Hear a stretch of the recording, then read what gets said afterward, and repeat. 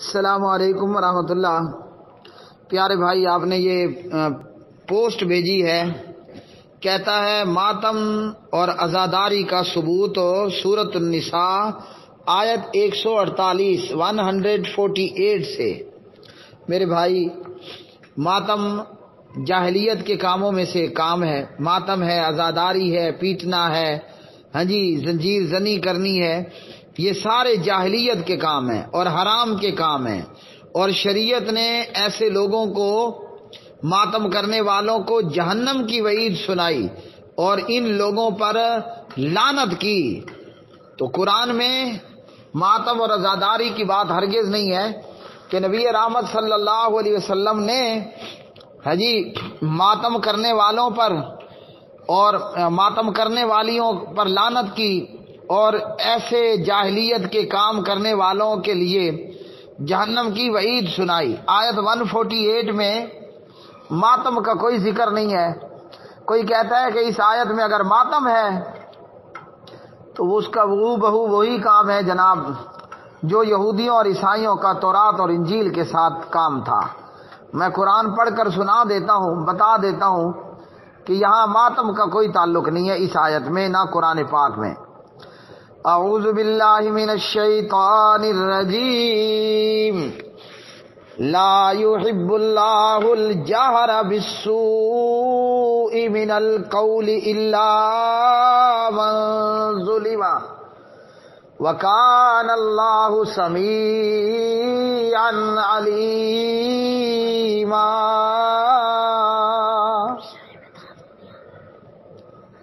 اللہ بری بات کے ساتھ آواز بلند کرنا پسند نہیں کرتا مگر جس پر ظلم کیا گیا ہو، اور اللہ ہمیشہ سے سننے والا، سب کچھ جاننے والا۔ اللہ سبحانہ و تعالیٰ نے اس آیت میں ہمیں صاف طور پر بتا دیا کہ اللہ بری بات کے ساتھ آواز کو بلند کرنا پسند نہیں کرتا مگر وہ جو مظلوم ہو۔ اب اس آیت میں کیا ہے؟ اس آیت میں یہ ہے کہ جو مظلوم ہے، مظلوم کو یہ حق حاصل ہے کہ وہ ظالم کی زیادتی کے خلاف آواز بلند کرے، ظالم کی زیادتی کے خلاف آواز بلند کرے۔ مثال کے طور پر آج کشمیر کے مسلمان مظلوم ہیں، آج ہندوستان کے مسلمان مظلوم ہیں، تو ان مسلمانوں کو یہ حق حاصل ہے کہ نریندر مودی کے خلاف آواز بلند کریں۔ اسی طرح کوئی بھی مظلوم کسی بھی ظالم کے ظلم کا شکار ہے اور ظالم ظلم کرنے سے باز نہیں آتا، تو پھر مظلوم کو حق حاصل ہے کہ وہ ظالم کی زیادتی کے خلاف آواز بلند کرے۔ اور یہی چیز جو ہے وہ حدیث کے اندر بھی موجود ہے، اور نبی علیہ الصلوۃ والسلام نے صحیح مسلم میں ہمیں 2587 میں بتایا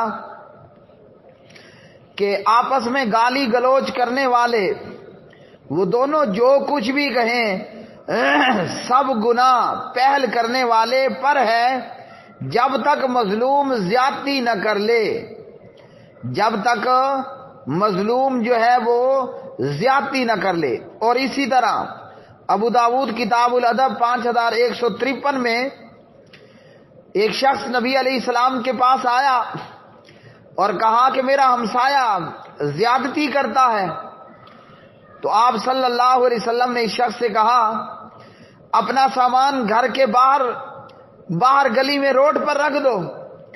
اب اس شخص نے ایسا کیا تو جو بھی گزرتا وہ پوچھتا کہ میاں یہ کیا، اپنا سامان گلی میں لے کر کیوں بیٹھے ہو؟ وہ کہتا میرا ہمسایہ بڑا ظالم ہے، ہمسایہ مجھ پر ظلم کرتا ہے۔ ہمسائے نے جب یہ صورتحال دیکھی کہا میاں میں معافی کرتا ہوں، میں معذرت طلب کرتا ہوں، آئندہ آپ کو تکلیف نہیں ہوگی، آپ عذرائے مہربانی اپنا سامان اپنے گھر کے اندر لے جائیں۔ تو اس حدیث میں یہ بات ہے۔ یہاں ماتم کہاں سے آ گیا؟ یہاں ماتم کہاں سے آ گیا؟ یہاں ماتم کا سرے سے کوئی تعلق نہیں ہے۔ شریعت نے سوگ کے حوالے سے ہمیں بتایا، کوئی مر گیا تو اس کا سوگ 3 دن ہے بس، اور بیوہ کے لیے 4 ماہ اور 10 دن ہے۔ تو جناب حضرت حسین رضی اللہ تعالی عنہ انہیں شہید ہوئے تو صدیاں بیت چکی ہیں، اور ظالمو تمہارا ابھی تک سوگ جاری اور ساری ہے۔ اور کس بات کا ماتم ہے؟ یہ کیا ماتم ہے کہ اپنے آپ کو مار رہا ہے اور اپنے آپ کو پیٹ رہا ہے؟ یہ وہی بات ہے کہ اللہ کے ولی کے دشمنوں، اللہ سبحانہ و تعالیٰ کا ان کے لیے اعلان جنگ ہے، اور اس سے بڑی کوئی سزا ہوگی؟ ہاں کہ یہ ماتمی اور یہ عزادار اپنا منہ اپنا تھپڑ، واہ جی واہ، تھپڑ بھی اپنا، بوتھا بھی اپنا، منہ بھی اپنا، اپنا ہاتھ، اپنے ہاتھوں زنجیر اور اپنی ہی پیٹھ، اپنے آپ کو مارے جا رہے ہیں اور ہلاک ہو رہے ہیں۔ تو یہ سوائے جاہلیت کے کاموں کے اور کچھ نہیں ہے۔ جاہلیت کے معاشرے میں یہ ماتم، یہ رونا، یہ پیٹنا، یہ واویلا، یہ عزاداریاں ہوتی۔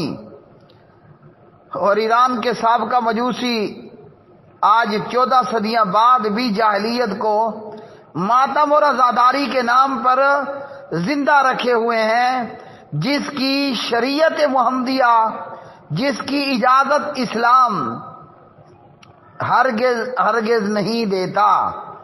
اب کوئی کہے کہ آیت 148 سورۃ النساء میں ماتم کا ثبوت ہے، تو بھائیو یہ وہی کام ہے جو یہودیوں نے تورات کے ساتھ کیا اور انجیل کے ساتھ نصارہ نے کیا۔ تو کیا خیال ہے، یہ لوگ یہود و نصارہ ہلاک ہوئے یا برباد ہوئے؟ برباد ہلاک ہو رہے ہیں یا آباد ہو رہے ہیں؟ ہلاک ہوئے، برباد ہوئے۔ یہی حال ان ماتمیوں کا ہے، اور اس سے بڑی بربادی بھی کوئی ہوگی کہ بندہ ہاتھ بھی اپنا، منہ بھی اپنا، زنجیر بھی اپنی اور پیٹھ بھی اپنی مارتے، اور یہ سیدھا سیدھا سوسائڈ ہے، یہ خودکشی ہے۔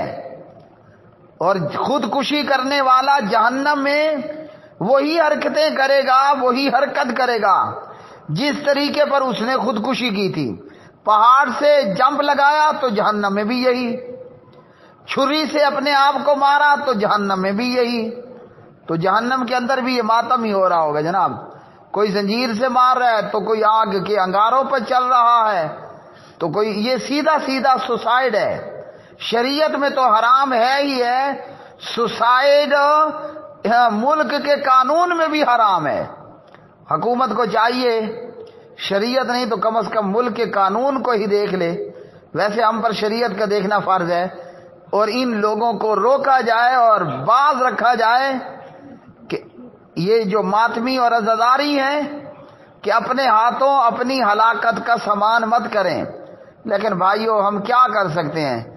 جس سینے کے اندر امام ابو بکر صدیق اکبر کا بغض ہوگا رضی اللہ عنہ، جس سینے کے اندر امام عمر کا، امام عثمان کا، اللہ اکبر، جس سینے کے اندر جس سینے کے اندر امام معاویہ کا بغض ہوگا، جس سینے کے اندر اپنی ماں عائشہ کے لیے نفرت ہوگی، وہ اسی قابل ہے، پیٹدا رہے تے مردہ رہے، پیٹدا رہے تے مردہ رہے۔